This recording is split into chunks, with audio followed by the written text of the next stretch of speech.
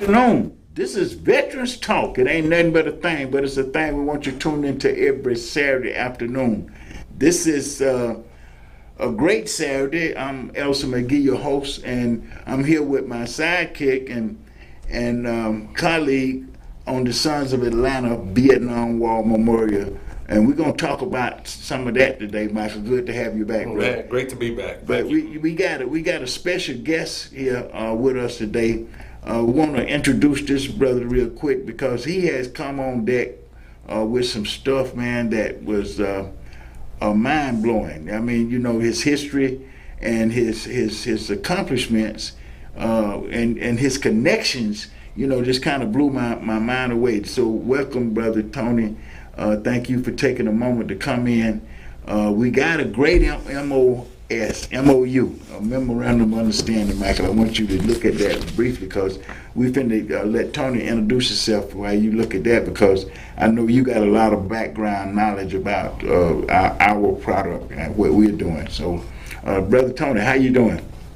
I'm doing well. How are you all today? We're blessed. Awesome. Could you introduce yourself to our audience and tell us a little bit about your product and services that you got, especially your background? Awesome, will do. Well, first I want to thank you all for inviting me out here today. Once again, my name is Tony Rafus. I am the president and CEO of United Enterprises, which is a service-disabled veteran-owned small business that specializes in pharmaceuticals, supplies, and services. And one of the things that we do is we actually own pharmaceuticals and pharmacies across the country.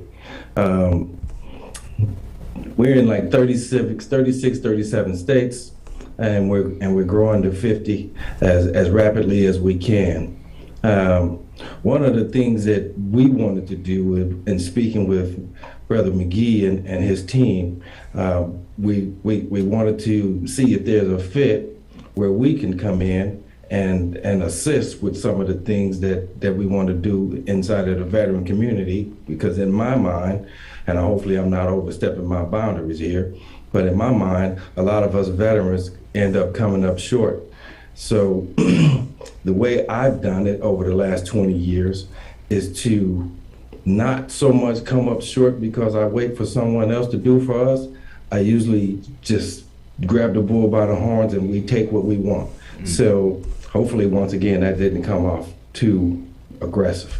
But that's the only way we have seen to be able to make the wheel roll. So, and I want to bring my experience with that to my other fellow brothers and sisters out here in the veteran community. Now, my background, once again, I was in the U.S. Army, Persian Gulf. So I was a little bit behind President McGee, but still for the same reasons, I was out here fighting. What we did is I had some unfortunate injuries during the Persian Gulf War that led me to say, okay, I had to hang up my military service, but I continue to serve the best way that I can. And the only way that I know how to do it is to provide products and services to the people who serve like I did. After I left the military, I was wondering what I was going to do with my life, and one of the things that I was extremely good at was mathematics. So I went ahead and got an engineering degree to further my intellectual abilities and keep going forward. And I parlayed all of that stuff into what I'm doing here today, I would say 30 some odd years later.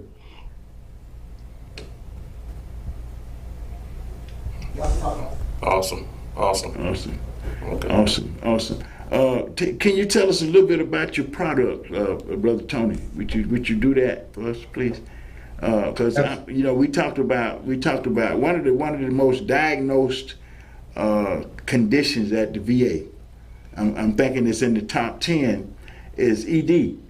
Mm-hmm. So could you tell? Because I was taken away by the product being a service rep, a person that represent and help veterans get their benefits. You know, I saw that as it was kind of mind blowing that we had one of our own in the business and in a predicament where we could actually get the doctors to write prescriptions and get your product. Absolutely, absolutely. Well, we all know that ED, erectile dysfunction, is one of those conditions that typically affects folks between the ages of 40 up. When COVID came around over the last 2.5 years ago, we've seen those numbers drop. So now ED is affecting folks as young as in their 20s. And for us, our pharmacy we're kind of unique from the standpoint of we're not just retail, we also compound medication. So what we do is we make the medication, or we buy the medication from the manufacturers, and we can either take those where it's come in a pill form, or we can take those where it comes in a lozenge form, where you just put it in your mouth and it bypass your GI tract, and thereby still giving you the exact same results that we need for the reasons we need it. Let me just say it that way, right? So when I was speaking with you in regards to that, there's at any given point in time, there's not just vets, but men, period. There's over 50 million folks who suffer from this throughout the country. And the way I look at it is everyone needs help. It's no longer one of those things where we hide behind the covers. What we do is we speak with physicians. If you don't have one, then we will provide one.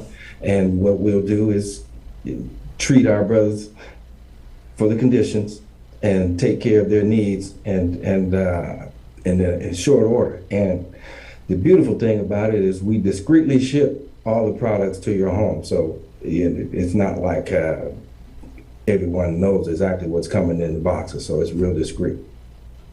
Well, that is amazing. Now, the last part I want to get you to talk about is that when we start talking, you actually looked at our organization, and specifically the Sons of Atlanta Vietnam Memorial Wall, and knew that we needed help funding this project. And you know what you would tell, I followed a little bit about that. So I know Michael started smiling when we started saying funding for the memorial. So. Absolutely. So we have a motto around here, and it says, find a need and fill it. So when I was made aware, first of all, let me take a step back. Before I was made aware of the monument, I see my brothers and sisters walking around here daily, pushing carts, living under bridges. I do as much as I can with the resources that we have. So when I was made aware of the monument, and then I was made aware of the challenges of getting that monument put up, I said, well, wait a minute. Here's one of those needs that need to be filled, and it's really, really simple. From our perspective, we have a product that people not just want, but need, and some want it, but some need it, and there's a price attached to it. Well, all we do is extract a certain percentage of that money, and we immediately began to try and raise monies to not just build a monument here locally in Atlanta, but we can take care of our own within our own, if that makes any kind of sense. That's specifically what we talked about. And because you were sensitive to the issues, because you're a veteran, and you get the same feeling that we do when you see one of our brothers or sisters struggling in the community, either with homelessness or mental illnesses, the lack that sometimes comes when you are disabled. So we really appreciate that, brother. And thank you for taking time not only to be with us today, but to include us in your business in a way that's going to help us do what we do anyway for our sisters and brothers. So thank you. Absolutely, I appreciate it. All right, okay. All right, we getting back to the issues right here now, ladies and gentlemen. As I said, Michael is back here today, and you know we got this news after talking with Robert Fowler, who is the architect, and that is the presenter of the design to. He presented it to Piedmont Park Conservatory, and they bought it. You know, he presented it to the city of Atlanta, Right. and they bought it. And then, you know, they looked at us and they said, well, y'all, only thing y'all got to do left is get the National Park Service Approval. And Bob presented that here last, I think it was in March. That's right. Last March, and this past Monday, we got an approval from the National Park Service to build this memorial in Piedmont Park. Long overdue. So talk about it, Michael. You know, I'll tell you what. It's been one roller coaster ride, but I know you wanted to go back a little bit and just talk about the whole inception. But you know, it came from your vision. And I was just in a position where I could actually bring people together to try to help bring that vision to reality. And one of the things we started off doing was soliciting some young people to come up with the conceptual design. And I solicited my daughter, Whitney, and one of her classmates, who were both architecture students at Kennesaw. And his name is Assad DeBose. I don't want to underscore the importance and the involvement of these two young individuals who I think were just real visionaries in their own mind. So I worked with these two young people. We pulled together the entire initiative. We went through several draft copies, if I can remember correctly. But what we came up with was a very unique design, unlike anything that we've seen around the country at this point. But as we started to talk about the project and a couple of other things, we understood that the potential exists here, not just to tell a story about the veterans of that era, but everything that's going on around veterans in general from successive wars. And we also wanted to have the opportunity to put together something that will be memorialized digitally, and with a couple of other components that we can go into communities and so on and so on. So it was just a series of events leading up to what we call the Brickathon. Now the Brickathon was our way of selling bricks that will be placed around the memorial, but doing so in such a way that we actually had community involvement, elected officials, and a number of different individuals coming to the forefront to talk about the project and help us really spread the word. So we had a list of distinguished individuals. We had a lot of people from within the chapter that really gave a lot of credibility to the initiative overall, and they really helped pull this thing together. But that conceptual design eventually got to Robert Fowler and Associates. They came up with all of the architectural drawings that we see on the Facebook page and on the website. And to just see this thing go from, I have a young son. When he was a baby, he never crawled. He got up and he held on to the sofa and he would just run from one room to the next. That's how this project was. This thing grew feet and it just started running. So all that to say, we got, to a level where we got the approvals from the Piedmont Park Conservancy. We had a lot of involvement with them. We had a lot of conversations with them, and we did. I believe Memorial Day. We actually had an event in Piedmont Park where the monument's going to be erected, and all these things just started coming together. And I think the only brick wall that we had, and it kind of was a shock to us, was waiting that approval from the Park Service. So once that, hit us, we were like, okay, we got to come up with some other means of funding this initiative. So, it all came together. We have a group of individuals who are dedicated. We don't give up, man. That's just the bottom line. It was, when obstacles are placed in our way, we find a way to, get around them, and that's what happened. So it's just real awesome to be in this state, in this position that we're in right now. It's a very unique position.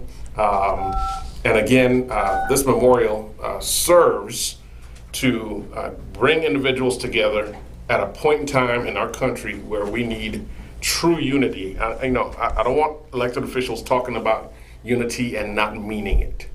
We're talking about protecting the rights and the benefits and all of the things that the folks who this memorial will serve have fought for, which is our democracy.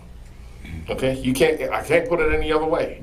You cannot send our people, out in harm's way, fighting for democracy and then try to tear it down. It just doesn't work that way. And I'm just a bit tired of some of these individuals talking out of two sides of their mouth. They're pro law enforcement, but you're going to corral a group of people to go and beat up law enforcement at our nation's capital. Anyway, don't let me get on that bandwagon. But veterans talking to veterans, y'all. But again, this is it's very meaningful to me. I'm passionate about it. I'm passionate about all those who have served, those people who I've been around, including the members of this group, because they stand for something. And I believe firmly that here in the United States, that healing can actually start here in Atlanta at Piedmont Park. A, once we erect this memorial, and B, once we actually have the platform by which we can actually share what has transpired with the rest of the country and the rest of the world, for that matter. So that's where I'm at, and my heart is with each and every one of the people that have been a part of this project, and including my family members, because I recruit them too. So I just thank you for the opportunity to be a part of this. It's just been amazing. Well, this is a community project. It is. This is a continuation of what Barack set into motion in 2012 when he signed his proclamation establishing the 50th year commemoration of the Vietnam War, where he openly acknowledged the way that my generation of combatants was mistreated. But now, what was overlooked in my generation of combatants, that we were the first generation that served in a fully integrated military. That might not appeal to a lot of people as something, but it was something then, because in 1954, we had two militaries until President Truman issued an executive order. He couldn't get it through Congress. He issued an executive order to desegregate the U.S. military. Now, why would he do that? Well, he was the commander-in-chief. He saw that the military had been devastated during World War II, and Korea didn't help it any. So he had to rebuild the military, where a lot of people of the other hue who made up the major military was not all that excited about military service anymore. So he said, well, it's going to take something to rebuild this. They looked over there at the denied colored units the denied colored units. I want to say that again because, see, finally we're coming out with all these hero stories about different colored units that served in segregation. But I want them to look at the Vietnam era integrationists. We came in and we integrated the U.S. military. We adapted to whatever we had to adapt to, and it wasn't. We recognized that it wasn't just us integrating the U.S. military. It was all of us, every demographic, every race that was in existence during this time period. We young people, 18, 19 years old, came into a situation that they had never been in before. And the U.S. military is the most diverse, integrated, effective part of our society today. I don't care what nobody talk about. I just like saluting them young folks when I go in there, because when I was in, Colin Powell was a novelty. You saw a young black officer, you followed him around to make sure he wasn't going to disappear. Like we got one sitting over there in the corner right now, Captain Tracy. You know, see, we got to remember what veterans have contributed. That's right. And this memorial is more than a monument in the park. See, we're going into the community centers after we get the memorial in the parks where they can come, you know, open air memorial now. This is something that you can visit 24/7. You just go through there if you want some quiet time with some patriots. Yes. You know, feel their spirits. Because these young men died believing in the pledge of allegiance to the flag. That's right. You know, they died believing in this democracy that we have. Now we done got infiltrators that's trying to take it away from us. So That's right. we, as in their name, in their spirit, not just these 240 from Fulton County, but the whole 58,000 from my generation that gave the ultimate sacrifice for this democracy. We're not going to walk away from it. These colors don't run. Intimidations don't work with us. Right. It only aggravates us. It makes us right. come up with ways to fight you that you ain't never seen before. That's right. That's what made the black unit so exceptional. You talk about the Tuskegee Airmen, them brothers put flying in the air. You know, That's right. they put flying in the air. They had some other units like the Muffin Marines, and you know they had some. Oh man, don't get me into the history of military service because I want to salute the Buffalo Soldiers. Yes. You know what we have to do is make military service a hometown thing, and that's what we're doing with the memorial here. Yes. We're making it hometown. We just took those 240 plus off the walls in D.C. and brought them home. Yes. In a way that we got to make their community. These are where they come from. You know, they got families still in these communities. They served to make sure that they had this democracy that we gonna sit by and let them take away from us. No, son, this is veterans talk. It ain't nothing but a thing, but it's a thing we gonna deal with every time we can. So what we're doing now is reaching out, and you can tell that it's a spirit. You know, I'm a preacher. I just got to go there for a minute because I studied the Bible and I believe in it. And Matthew's the 8th chapter, 5 through 13 verse. The Savior was talking to a centurion. A centurion, right? That's a soldier. He's a protector. And just to make the story short, he was talking about faith. And the kind of faith that is in the centurion, like none he has ever seen. And that's what I see in every veteran that I know. Even those that are up under the bridge, at one point in their lives, they were the most faithful of citizens in this country. Yeah. So we got to call upon us now. We don't care what demographic you're coming from, what race you represent, to come together to stand up for this democracy. Right. That we have seen our brothers die in every generation. You know, in every generation we have seen people from our communities, our sisters, our brothers, our fathers and uncles serve in this U.S. military and then come home and not understand that they were supposed to be bringing home some benefits. That's right. The benefits that they supposed to be bringing home would change the economic landscape of their community. That's what we do with Vietnam Veterans Over America. We make sure that veterans are getting their benefits, first of all. The benefits that they earn by their military service. And today, I'm just glad to talk about the PAC Act. I've been talking about the elements of a claim and all that stuff.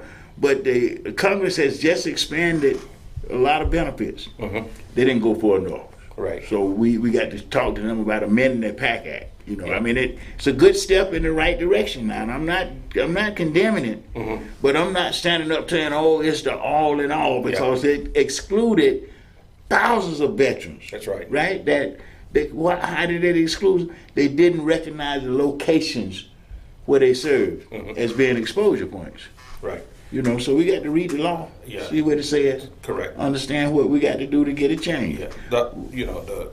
Not to cut you off, but you know, we got a lot of things facing us right now. So, you know, taking care of the veterans, that's very important. Until my dying day, I'll continue to advocate on behalf of veterans.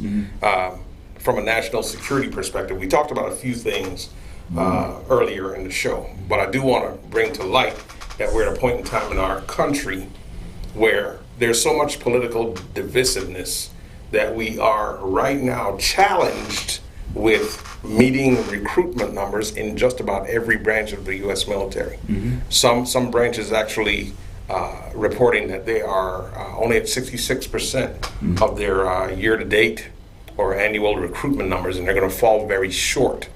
All of these things are a result of just perceptions and or some may call realities of what we're seeing happening in government today.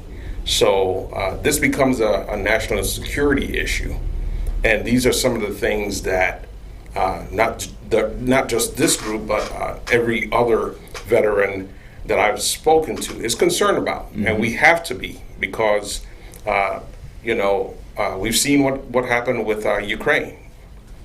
We know what's going on in some of the other more challenging countries in the world, especially those that don't wish or don't have any love for the United States, despite all the things that we've done for them, from trade to other international agreements, etc.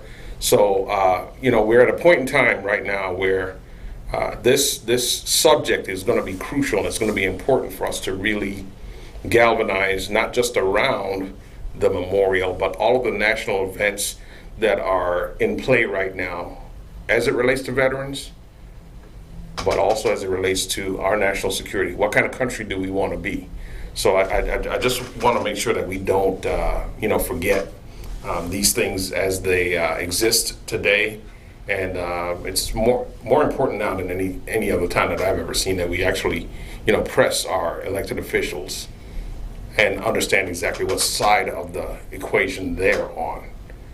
It's very important for us to know where they sit with regards to all of these issues, including veterans issues. Well, you point out what we're doing, actually in the name of the Sons of Atlanta. That's right. Bringing 9 cities together in this part, but that's 9 different communities together that are diverse.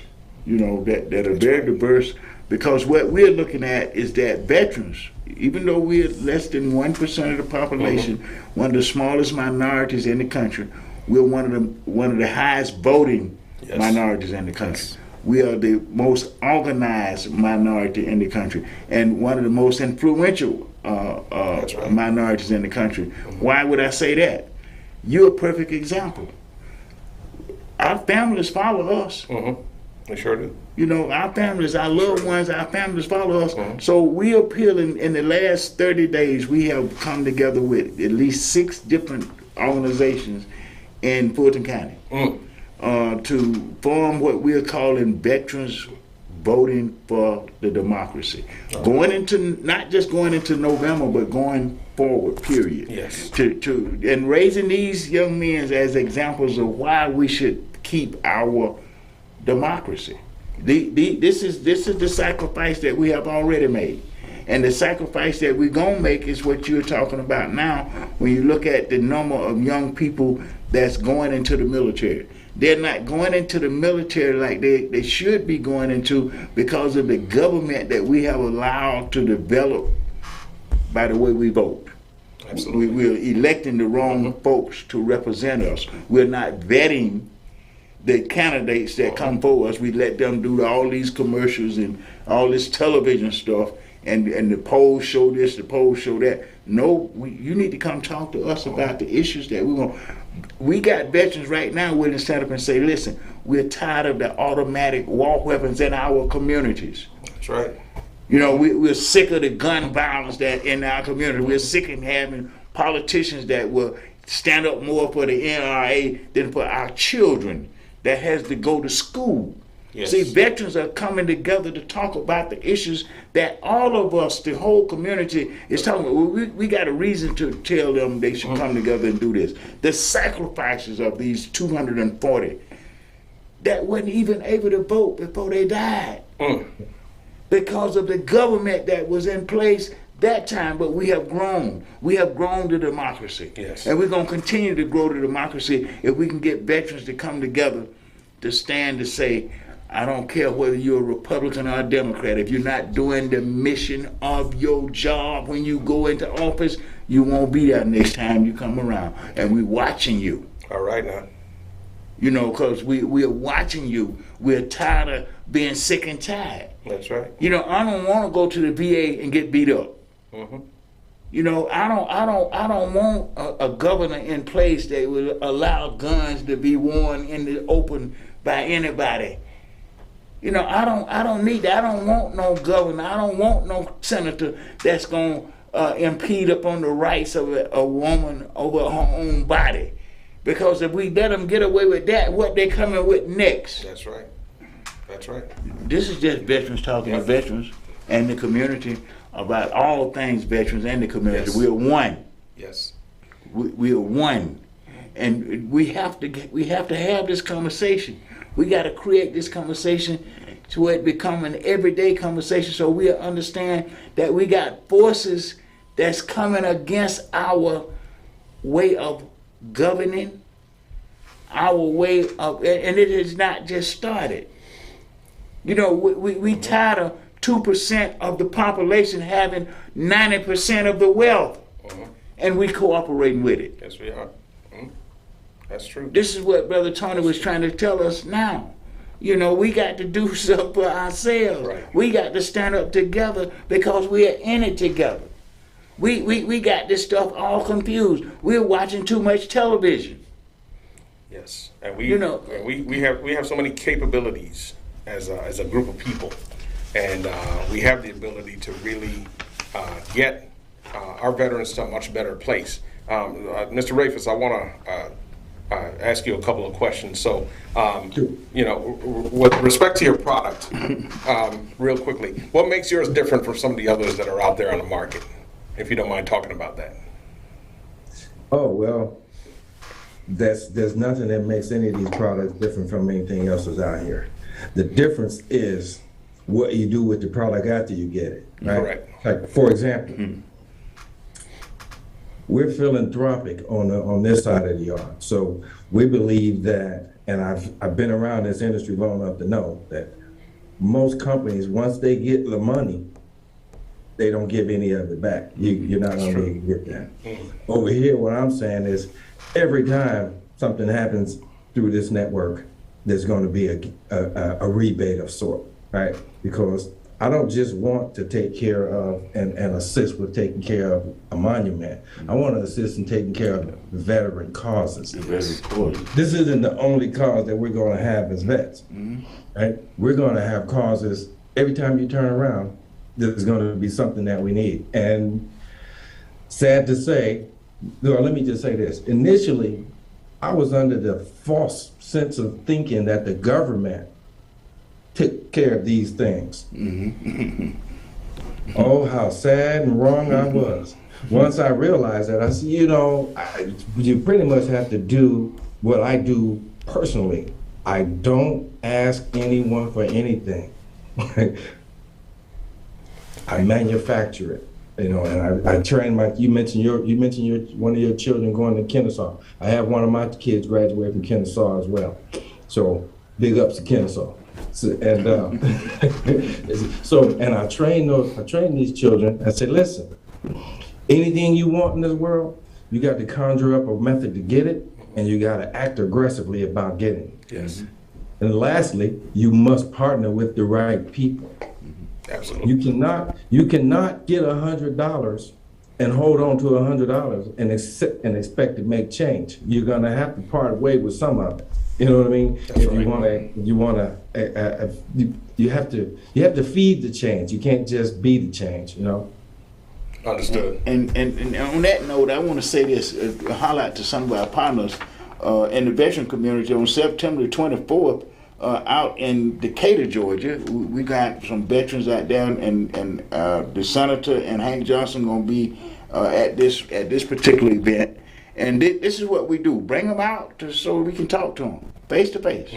You know, it's time that we recognize that we are more than just veterans under the bridge, veterans coming out of prison. We are a community of men and women that have learned that we are better together. Yes. We know that. You know, we're not going to allow this opportunity to pass up where we're going to not bring veterans, organization and veterans together to save our democracy.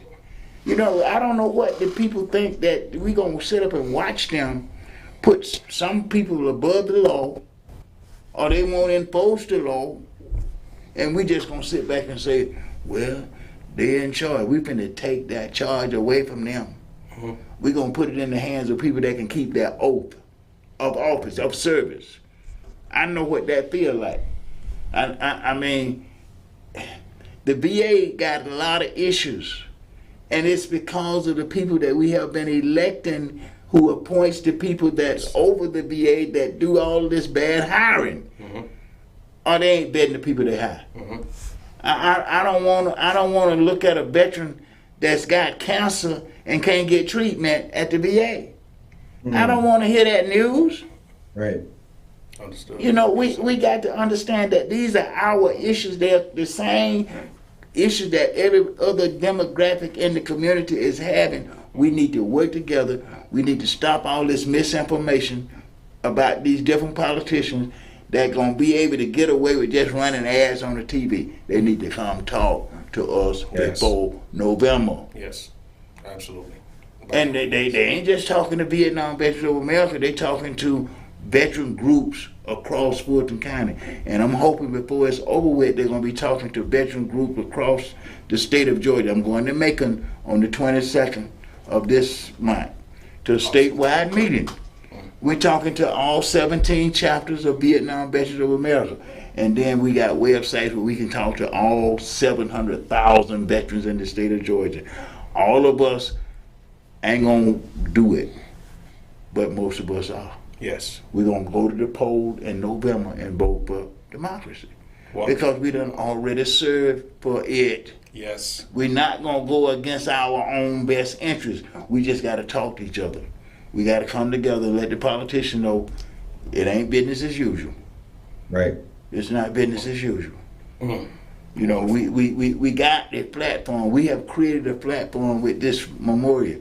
It's just designed to put a physical part together so that we can go into all these community centers and libraries throughout Fulton County. Yes. To start teaching and helping our community with the same kind of organization and discipline that we had in the military. Yes. See, it's not going to be business as usual. We're not just talking about this election. We're looking at these people that have plotted and planned to stack the courts in these countries for the last 50 years. The Federalist Society is not going to get away with what they just did. We're going to expand the courts in this country. It's already too few for the population.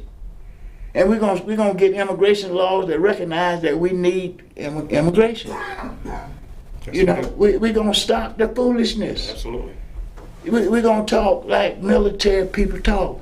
What's the issues? Let's go take care of the mission. And we're gonna stop letting people get away with misinformation and lies. Right. That is You're true. just gonna talk to me any kind of way, gonna tell me any kind of thing. They do that regularly at the VA. I do claims. I've been doing claims since 1975. And brother man, listen, the claim process is working better today than it was when I got started. But it ain't working well enough to get these people from under the bridge yet. You know, we got to make sure that these veterans that are living under the bridge, because they got some condition that stem from their military service. We don't know what kind of chemicals some of those guys have been exposed to because the government ain't telling all the truth. Correct. We see that intelligence don't mean nothing to some people. They can just take the records and go home with them. If I'd have got caught with taking something out of the military, Kenny, you was driving that truck, you got caught with taking something off the base if you wanted to. Whatever more fun. I read Tracy records as a logistic officer. You know, he performed outstandingly, but he can't get a good thing through the VA. Why can't the VA perform as well as he did? You know, we're electing the wrong people. We've been electing the wrong people. We got to vet these folks that's running to operate our government, and I can say it's our government. We serve for it. Yeah, we have to elect better people, and we have to demand more. Okay? Listen, we got to stop letting these people get away with raising all this money to do media campaigns to get my vote. I don't want no hear nothing about no poll. I want to talk to the people that I'm electing to let them know that the PAC Act didn't go far enough. You did a good job. You went in the right direction. But that's just like sending me on a mission. I get halfway down the path and say, I ain't going no further. Right. Yeah.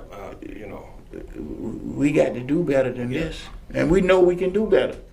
Because I mean, I looked at how when I went in the military in 1967, right, from Ponce de Leon down on where City Hall East is now. I came out of a totally segregated community, but the first day at Fort Benning, I was living in an integrated community. But the rest of my community was still protesting to eat or to go in the front door. But now, we own the stoves. We can be president of the United States, and some people don't like that, so they want to change the government. No, we can't let them turn us around now. We done moved too far toward the perfect union. You pledge allegiance to the flag, one nation, right? Indivisible with justice. I want that. Yes. I got this Purple Heart trying to get that. Yes. I know this brother got a Purple Heart trying to get that. Don't tell me I ain't gonna get that. When I seen brothers die next to me, Yes. believing that pledge allegiance to the flag, and then they want me to come home and just go along to get along. Yeah. I'm gonna divert for just a second because I know I got two bigger brothers that served in Vietnam, and one of them is actually watching right now.